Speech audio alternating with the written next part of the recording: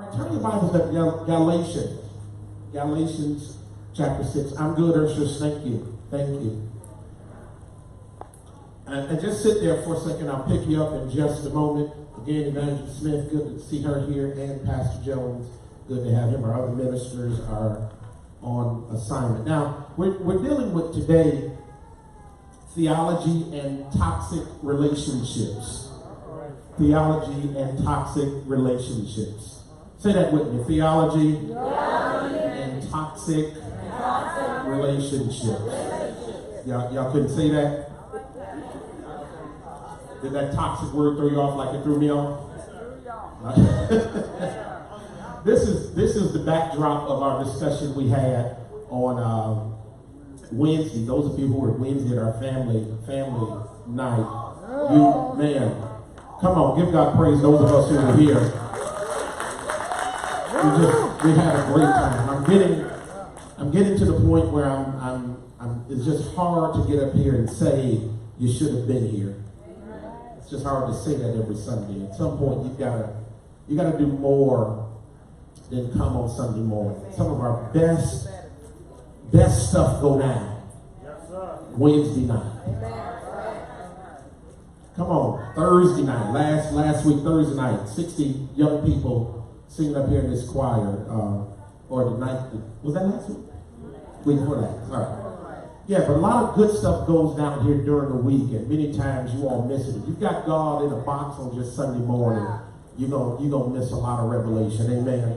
The pastor who was with us on Wednesday did an amazing job dealing with toxic relationships from a clinical perspective. She was so good. We beckoned her to do a part 2. So in September, we're going to get her again, and she's going to do a part 2 today. I want to encourage all of you to come and be a part of that. All right. Now, we've been talking about prayer, so this is a one day only kind of thing. So I want you to pay attention and try to move expeditiously. Amen. And then we'll go from there. Now, I want to start at the basic, and then we'll work our way up. All right, we'll work our way up. I don't know if I'll even be long, but we'll start by now. Theology and toxic relationships. Now, let's start off by defining relationship. Let's define relationship. What is relationship?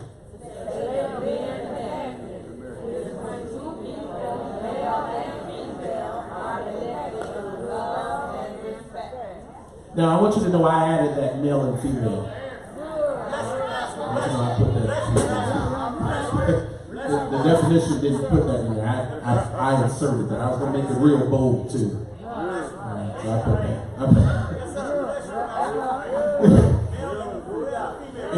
It is all right. Male and female. Hey, give God praise for male and female.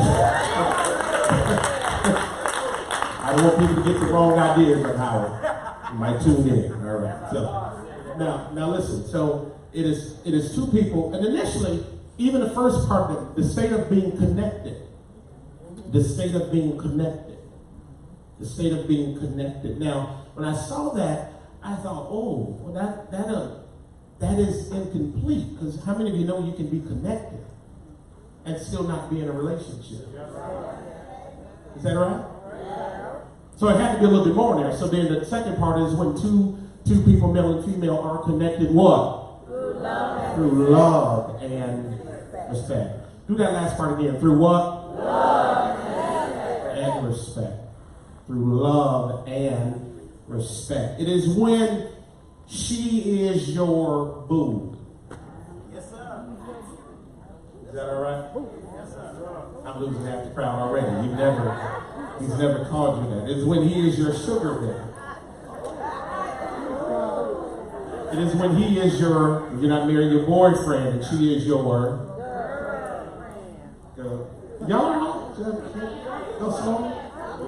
It is when she is your sweetie and he is your sweetheart or honey, whatever other special word, sweet pie, whatever other word it comes. When you're married, it is when he is your husband and she is your wife. Somebody say relationship.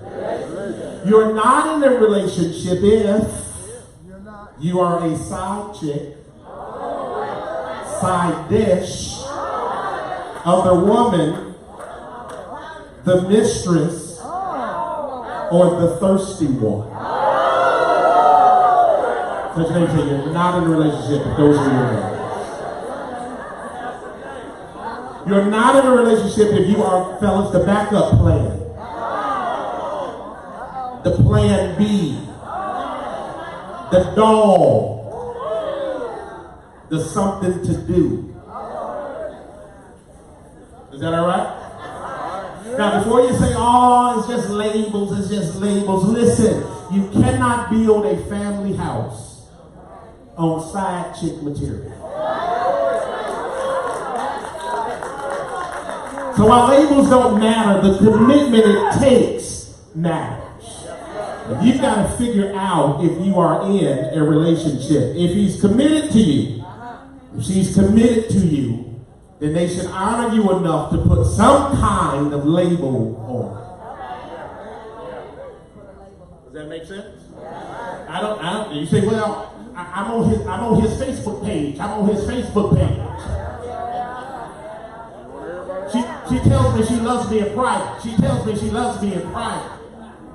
If they can't own you in public,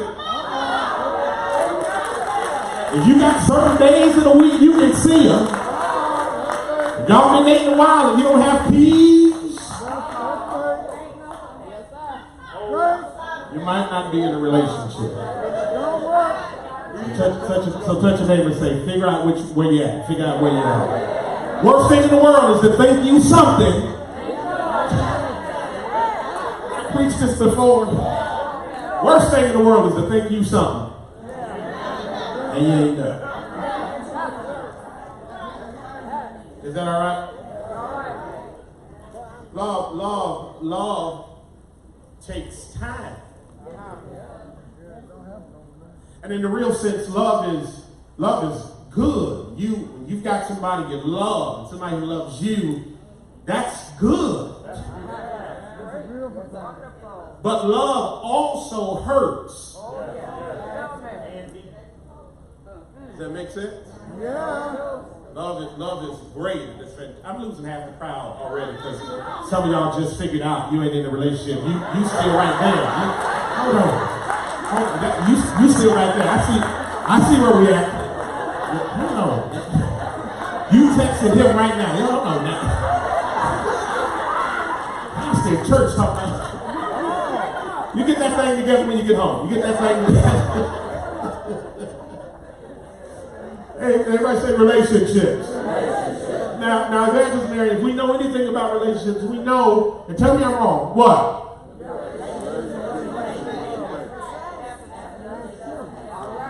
Your relationship is what? Is what you make it. Help me preach. This is my main point. Help me preach and touch two people and say, it's what you make it.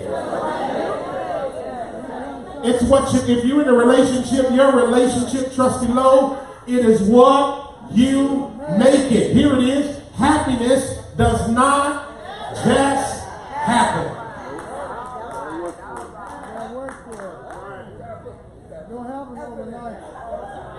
It ain't gonna just show up. Okay, how fine she is and how nice looking he is. Happiness requires work. And the couple who stops working it is the couple who will soon learn they don't have much happiness. Is that all right?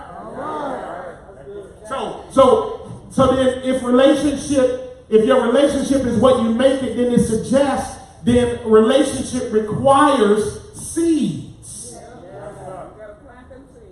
Come on. I don't like what you got to do. What? Plant those seeds.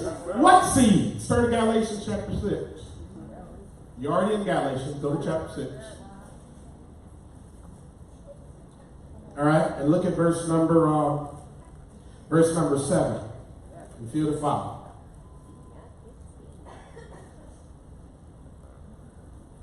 When you got it, say I got it. Verse 7 says what?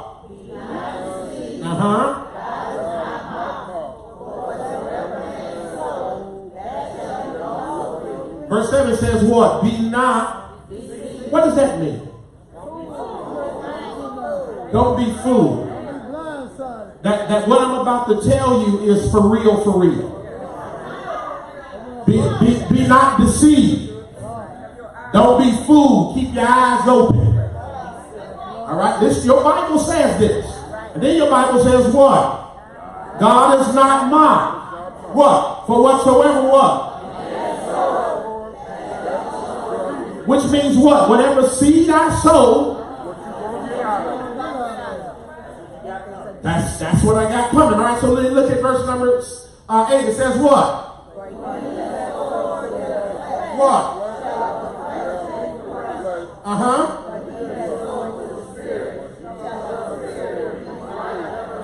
So my relationship in this context, my relationship is based on the seeds I sow. You get in, you get out what you put in. Yes. If I sow, now watch this.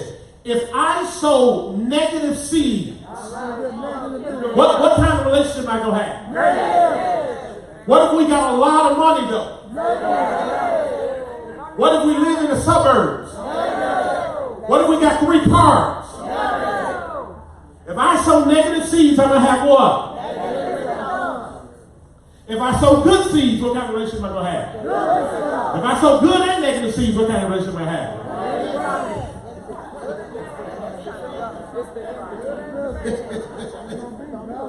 Look, do looks override seeds? No. Looks only last so long. Somebody on this Facebook, somebody on this said looks only last so long. I like it. Beauty's only skin deep. Somebody in the audience just said over here. Do money override seeds? No. Money runs out. Somebody said money can help. Is that what? You should get out of here. Does your zip code override seeds? No. Here's the critical. Here's the critical. Does going to church override seeds? No. Everybody just say no the same way right there. I don't care if you go to church. If you go home and you negative, you're going to be a going to church person having a negative relationship. So say this. My relationship is based on the seeds I sow. Amen? And there's no way around that. Your relationship is what you make it. Now, here's what's interesting. This is not overwhelming, but according to Pew Research 2016, how many percentage? 41% of married couples said what?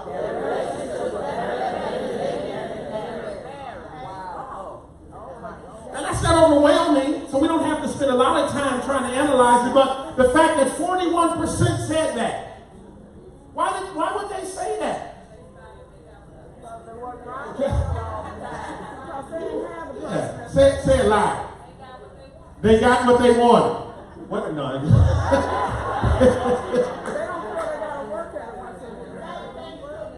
the same, y'all preaching today. Y'all okay.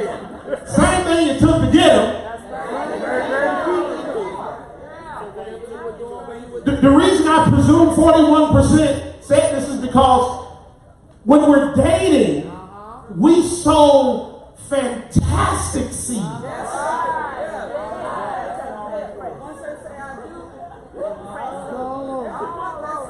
Oh man. The seeds we sow dating are marvelous seeds. And then after I do, some of you in this room right now are wondering, were you frauded? Were you set up for failure because the person you married is not the person you dated? I can't get no help from the back right there. I can't get no help from the back right there. When you were dating, every joke was funny. Oh my God. Every joke you told. so funny. Never met one like you. when you were dating and she reached her hand in your bag of chips and took some of the chips, that was such a marvelous display of love. Let her reach in your chips after you married. Let her stick her hand in your bag of chips after you married. Trust me.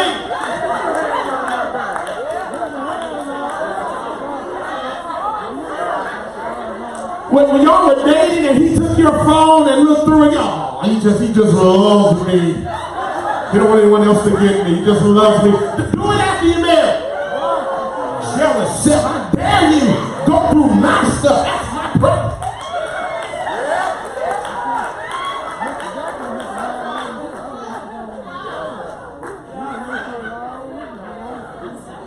Y'all were dating, she could get ready in 10 minutes. Move on. Look, you are something else. You are really something else today. Come on, you sit up here with the big thing. Move your stuff. You can sit right here. So did she watch it and she laughed at this? When we were dating, man, I remember once that I would go to the hair shop with her. Sit in the hair shop. She got a little special. I go next door. I'm getting a little something to drink. Come back, sit right there. Lady doing the hair, say, y'all must be dating. Sit there all day, just wait. Some of you did too.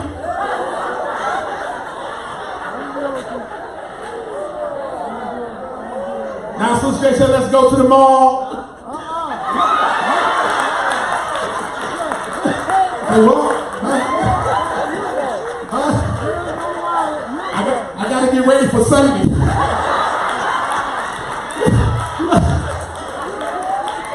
Takes time to hear the Lord.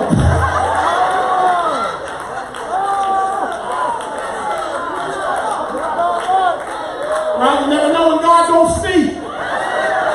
Want to be at the mall when he download. That's all I'm saying. We sowed wonderful seeds when we were dating. Then we get married. We start sowing different seeds.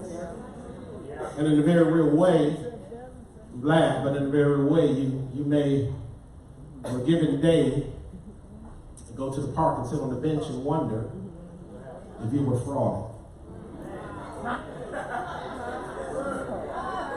Here's where I'm going to lose the room, right? Because the person you married is not the person you dated. You fell in love with that person you dated. You said, my God, who is this that I have married? Now, what happened though? What transferred the seed? What stopped the seed from being a good seed to a bad seed? This in your Bible. 1 Corinthians chapter 15, verse 33 says what?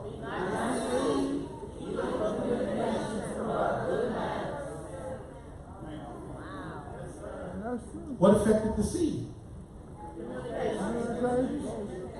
What's the number one reason people get divorced? Communication or the lack thereof. It's not finances. It's communication about finance. It's not the affair. It's the communication that led to the affair. It's communication. And when a couple gets married and they start using their tongue to tear each other down with words, it affects that seed. You were dating, everything was good. Even your arguments ended in dismay and even with a sense of harmony. Suspect at the end of the day, you can go to your house, you can go to hers, and that sometimes became the perfect elixir to settle some arguments. But when you're married, you can't go nowhere. You just got to sit there and deal with it. Over time, a person's mouth affects your seed.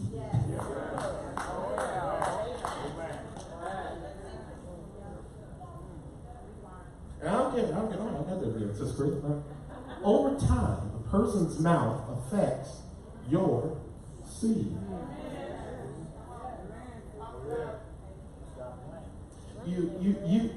And I really don't care how saved you or whatever. You can only be cussed out so many times.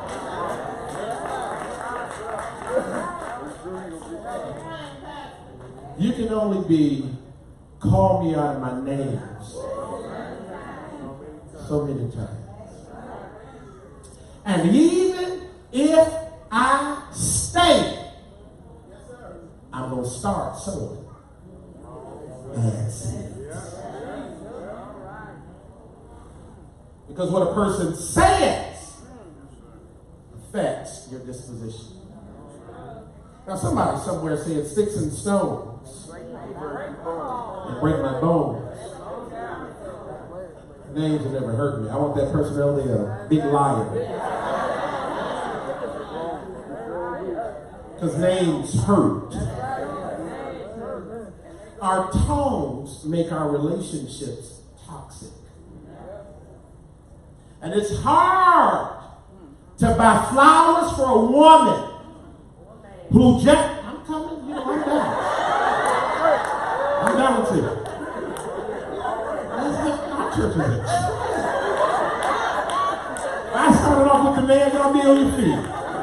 Church is a trip. All right, fellas, y'all see what I'm saying? Y'all see what I'm saying, fellas? Probably the fellas, they don't say that.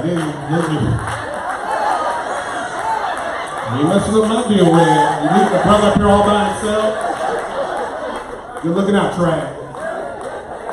Hard to buy flowers for a woman who just told you ain't blank. Hard to cook dinner for a man who just cussed you out. Hard to do something spontaneous for a woman who just called you every name but a child of God. Hard to do something nice for a man who yells at you every day. Names hurt, name calling hurts, and name yelling hurts. Our tones make our relationships toxic. Now, say, all right, where's the scripture for that? Here it is, James chapter 3. But the tongue can no man tame what?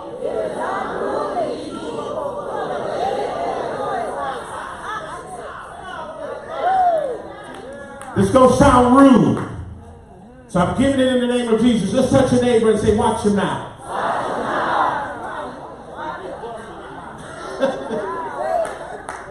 It is not that you cannot be honest in your relationship and say things that bother you, but you have to watch how you say that thing if you want me to stay here and still sow good seed. You can't call that man out his name every day and think he's going to come home and not take the long road home. You can't call that woman out her name and think she's going to set you up and set you up with dinner and candlelight and all the other extras. If you call her name at some point, you've got to sow seeds that make her and make him change the seed. Preach, Reverend John. You can use your tongue, and you can take a person who grew up right, grew up in the right house, grew up in the right church, and you can take that person and put your tongue on her, and that person now will become a chronic cusser. The only time they cuss is when they're with you. They don't have a cussing problem at work. Teacher of Johnson. You can take a person with good manners, raised right, but you call them out of their name so many times, you can disfigure the disposition of that person, and you will be surprised the stuff you can do when you've been pushed to your limits. You sit in here, you knew and love and say stuff you'll never do. You never know what you'll do until you've been pushed to your limits. Going to church, speaking in tongues, saying Let somebody call you out of your name over and over again. Let somebody disrespect you over and over again. Let somebody not appreciate you over and over again. You'll be surprised. Stuff you can conjure up.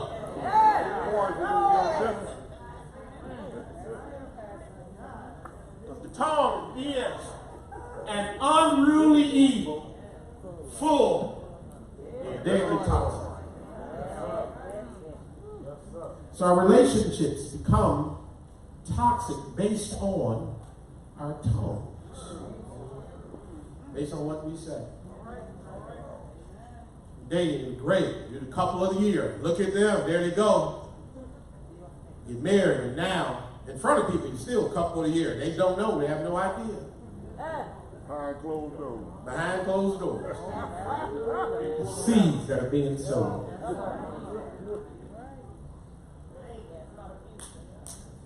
Somebody says it's called abuse, verbal abuse, physical abuse. We even talk about it. That's the beauty of our church. We talk about all these, but you got to come on more than Sunday to get them all. So what do we do? All right, I've got a toxic relationship. All right, what do I do? All right, you got me. All right, what do I do? How do we fix it? Because you can't tell me we just don't talk about it and leave it there. No, you got to make this one critical decision. Ask yourself, is my relationship worth it? You can't. The other 10 minutes of stuff I'm going to say, Sister Grace, ain't going to make sense if you don't cross this critical road. Is my relationship worth it? Is our relationship worth my good seeds? Can we get it back? Is it done? Is it over? What can we do about it?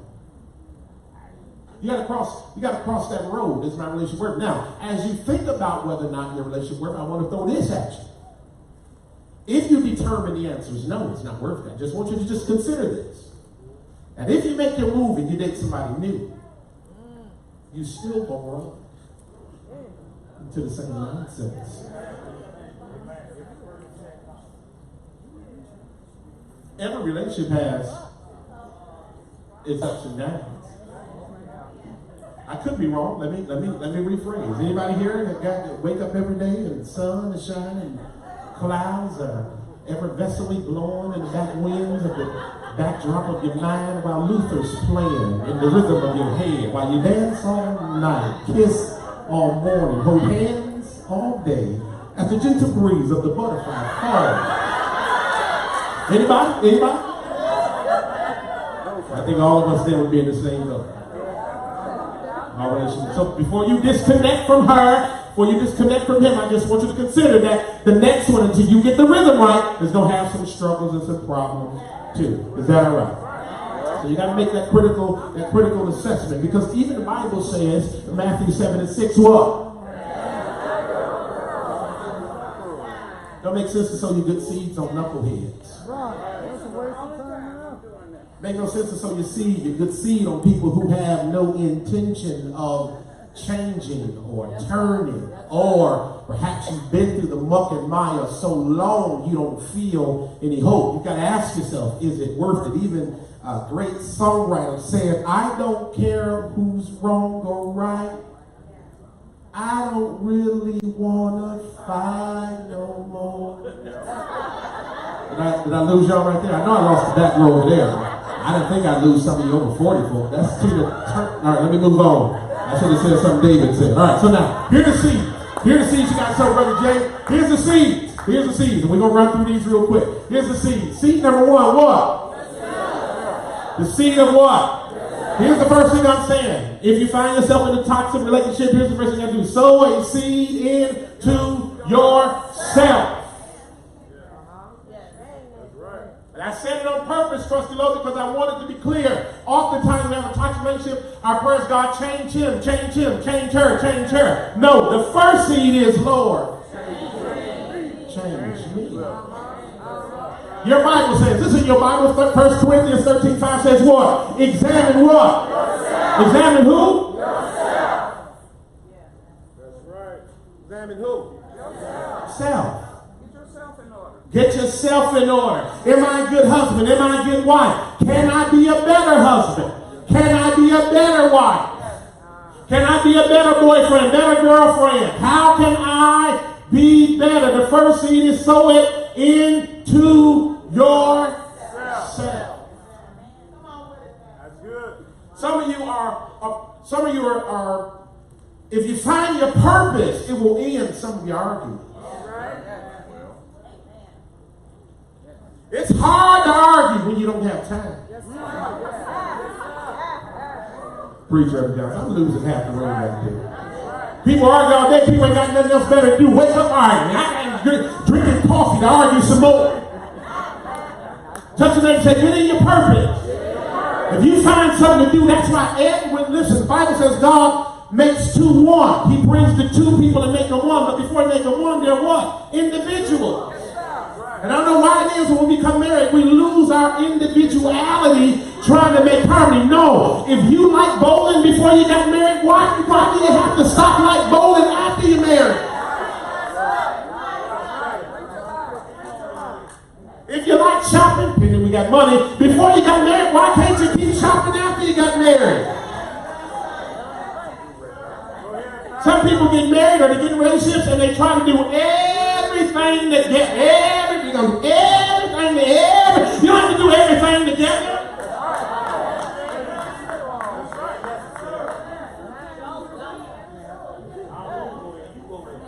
You do not, let me say that again, I'm going to free somebody today. You do not have to do everything together. Get a life outside of your life. And it'll make your life a little bit better. Why start the car? Where you going? I'm going. Where you going? I'm telling you where you going. I'm going. You ain't got to go everywhere she goes. Husband back car back. Where you going? I'm going. You ain't got to go everywhere he goes. I hear you, Sister Korea. Touch your name and say, set him free. Everybody say amen to that because that's your problem right there. That's your right there. That's your problem right there.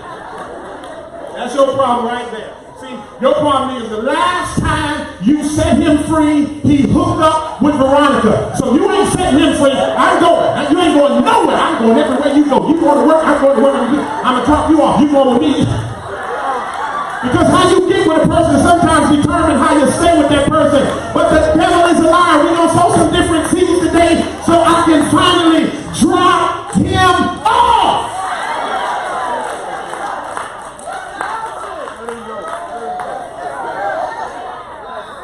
Let your neighbor say, set him free. Let your other neighbor say, set her free. Well, at this church, you're going to get balance. Some of these other churches leave these men hanging out there. Throw that first seed in yourself. Go back to school if you need to. Join the gym if you need to. Get a hobby if you need to. You like basketball? Play basketball if you like it.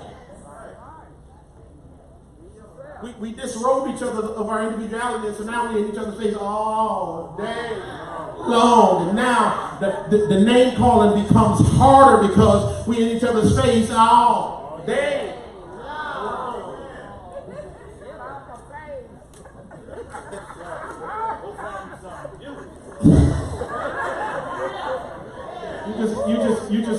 You just need a purpose. And let me pause here parenthetically for all my people who ain't married, dating, thinking about dating, on your way into dating. Let me just say this to you too. You should have a life before you get married. I don't know why amens are just very scantily right there. Let me try one more time. You should have a life before you get married. Don't nobody want to marry no extra baggage and no extra weight. You have something going on, a sexual value.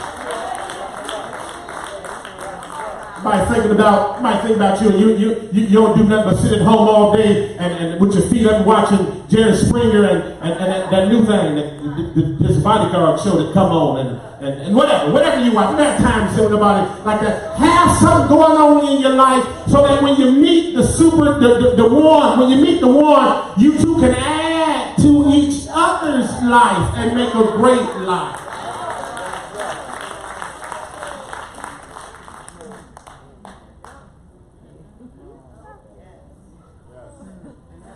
Hair and your nails are not going to be enough, ladies. Ain't going to be enough. Yeah, go ahead and just take, you clap by yourself. Go ahead and clap by yourself. Fellas, your rims ain't going to be enough because they said earlier, looks fade. What goes up?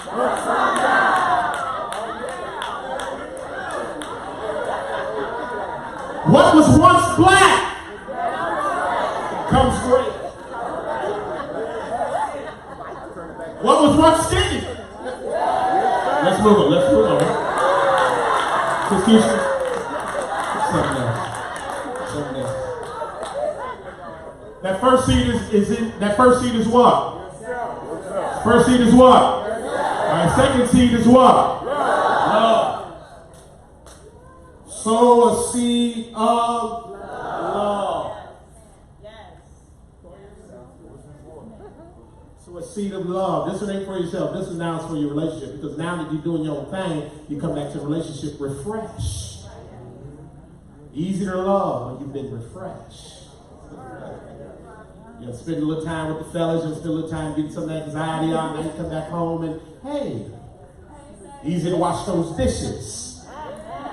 Whatever it is you do. I mean, slide on before I slide out. All right. Your Bible says this, Jeremiah 31:3 says what? There's some stuff in your relationship that can only be fixed by love. And what? Kindness. Love and kindness will draw some things out of your spouse or your partner, but the spouse, man or female to male. There's some things only love can do. You think if you cuss them out good enough, that's going to change. That is not going to work. They just need one good cussing out. I'm telling you now. One good cussing out. I'm going to straighten this out. Touch your name and say, that doesn't work. That doesn't work. If I hit his head up there, if I hit him with the frying pan one good time, that's the advice your auntie gives you. You know what you got to do? I'll tell you what you got to do. You go in that kitchen. I hear somebody say grits. Mama Cooper really got excited at that point there. You just went to the next level on grits. I wonder. You see that, Jones? I know you saw that. You really got carried away there. The young T said, girl, go in that kitchen. Grab you a skillet or a pan. Hit him upside the head a couple of times. He'll straighten out. He'll straighten out. But you never said that ain't gonna work. That ain't gonna work. That ain't gonna work. And then I'm gonna make some stuff love is gonna have to fix. Love the one you with. And let me just again say this. It is not God's will to take no married man and no married woman and take him out of that relationship and give him to you. That is not our deal. You don't know what God can do. You don't know what God is not going to violate himself to bless you. So if he married, if she married, they're not the one. And if you married, get your butt home. Love the one you're with. And get a lot of amens right there. I know you saw that. What does love look like? 1 Corinthians chapter 13, this in your Bible. Love is what? Why are you so mean? This is why would the Bible say this? The King James version, love is not easily provoked. Some of relationships where everything is easily provoked. Everything tips the scale. I know why you ain't saying that. I got it. Everything sets the person off. Yes, sir. You got to walk on eggshells from the moment you get up. Well, take them to the Bible. Say 1 Corinthians said love is not easily provoked. It's not mean. Love is not easily provoked. Love is not what? I should probably, should I move on, right? I should move on. Love is not getting your way. Love is looking for the compromise. And in the compromise, sometimes you win. I'm losing the audience right here. Let me go on home and say he died. Let's go there. Y'all, I'm losing this audience big time. And fellas ain't saying nothing. Fellas look. Not all of them, Jones. Not some of these others. I thought we was going to talk about entrepreneurs today. Set yourself free, fellas!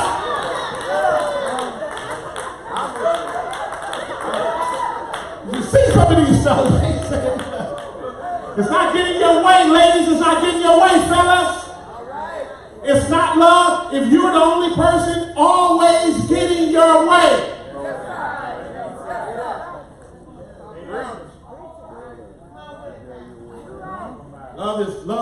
Love is compromise. Love is sometimes saying you're sorry and you ain't the one who did something wrong.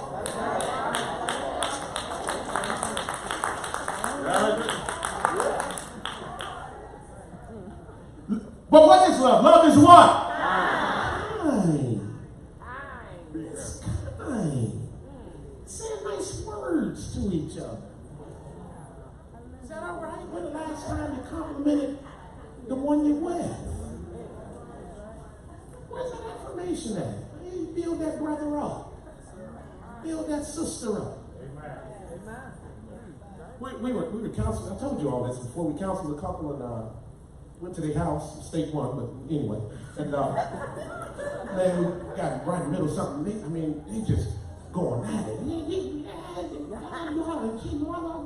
mean, this went on good 45 minutes, hour or so, trying to intervene, trying to, all that kind of stuff. So finally just said, hey, you know what?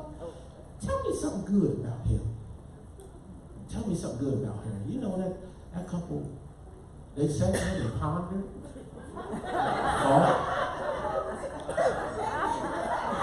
They could not, when it came to the negative, they like a faucet, just going on and on. But we said, just tell us something good about one another. They couldn't do it. We so train our mouths for the negative that the ideal of complimenting the one we're with is so abstract, it's so mundane. Our mouths can't even be fixed to say something nice. And don't you know that sometimes a nice word, no, the Bible says a soft answer turns away wrath. And then we get bent out of shape if somebody else compliment our spouse. What you say? Somebody else compliment because you ain't saying. Love is kind. Love is what? Love is what? Give me that middle one. Love is what? Give me that one again. Love is what? If you're going to be in a relationship, it is a collection of I'm sorry's and forgiving. Every couple in here, if you've been married 2 weeks, you ought to learn how to say, I do this in pre-counseling, married in pre-counseling. I ask them, do you have the kind of spouse who can say I'm sorry and see themselves as wrong? If they say no, that's 10 more sessions. Because if you're married to somebody who never sees themselves as wrong, I'll take that one. Lord, touch it and say, Lord, have mercy. Somebody said wrong. Everybody in here, you're in a relationship because relationship is grown folk business anyway. You're going to have to learn how to say I'm sorry. And if the person says I'm sorry, you're going to have to learn how to forgive them and move on. Now, we preached this last week. Remember now, the Lord's Prayer. Lord, forgive us our debt as we forgive those indebted to us. And if God can forgive us for all the stuff we've done, love should make you forgive the person you with. Now put some wisdom in it. I'm not saying, certain things you need some wisdom, you got to talk this kind of thing. But I'm saying, at the end of the day, forgive them. What is the purpose of halfway forgiving or not forgiving or forgiving but always remembering? Never forgiving, and then you got, now you got a wall of resentment up. Or a couple where the guy or the girl has to say, I'm sorry every day. Every day. You blew it. you just wake up. Aren't you going to say something? Sorry about that. Yeah, something. Let's say sorry about that. I should move on this year. Love is finally what? Eternal. When you get married, you ought to want to do it forever. I'm gonna move on. I know we're gonna get a lot of amen. A lot of seed right there. First seed is seed into yourself. Second seed is seed into love. The final seed is the seed into fun. Seed of fun. Seed of what? Fun. Seed of fun. Proverbs. Do this. Turn your Bible. I was gonna put this in, but I want you to turn this. Proverbs 17, and then we out of here. Proverbs 17.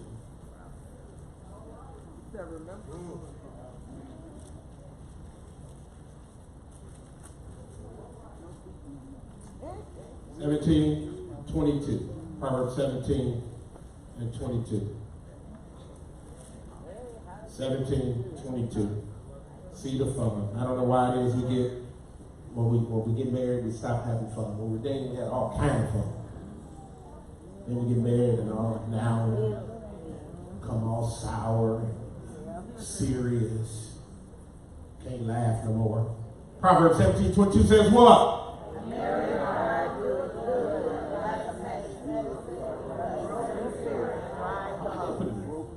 A merry heart does good like what? But what? A merry heart, laughter. Having fun in your relationship is like what? Medicine. So since we're dealing with toxic relationships, here's the medicine. Have some fun. And now then you meet a couple who are, they don't have a lot of money. Tell me I'm wrong. Tell me if you don't know this couple. They don't have a lot of money. They don't have a lot of resources. Don't live in the best, this, that's, that. But every time you see them, they seem to just have so much fun. Juxtapose that with a couple got money and this and that, and every time they see each other, you see them, it seems like stress and strife, full of tension. You rarely see them together. When you do see them together, they over there, he over there, she over there. But there's other couple that has very little resources. They don't have a lot of nothing. They make fun out of everything. Constantly laughing, finish each other's statements. Gotta learn how to have fun. So you see, the elders are phenomenal at that. I don't know what really goes down. They always smile. Always smiling and laughing, joking. Why don't we laugh no more? Can you laugh with the one you're with? Why is everything so serious? Why is everything such a life-ending decision? Have fun. And you don't need a lot of money. Have fun. Can I get an amen? One of the things, so big sisters, how long have you been married? 53 years. 50 years. One of the things Sister Smith always says, Sister Smith always says, so you get married, you gotta learn how to pick your battles. Come on, 53 years. You cannot fight about everything. Remember when you were young, man, you could argue all day and all night. Get up, get your win, go at it again. You get to a certain age.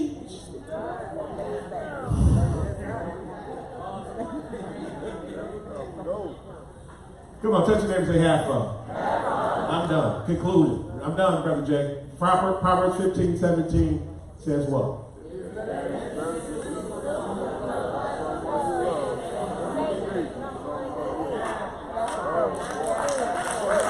Come on, give God praise. Give God praise. Stand to your feet.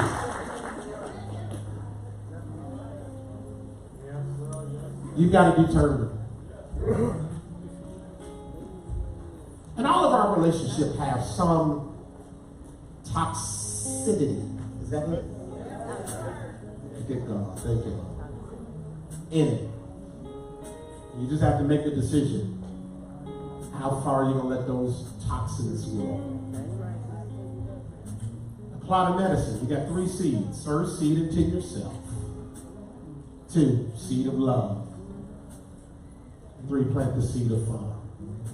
On another occasion, we obviously would go 10 levels deeper on this, but just for this being a one Sunday presentation, sow those 3 seeds and watch God begin to change your relationship.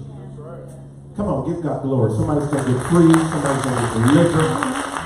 Some relationship. Grab your neighbor's hand if you will.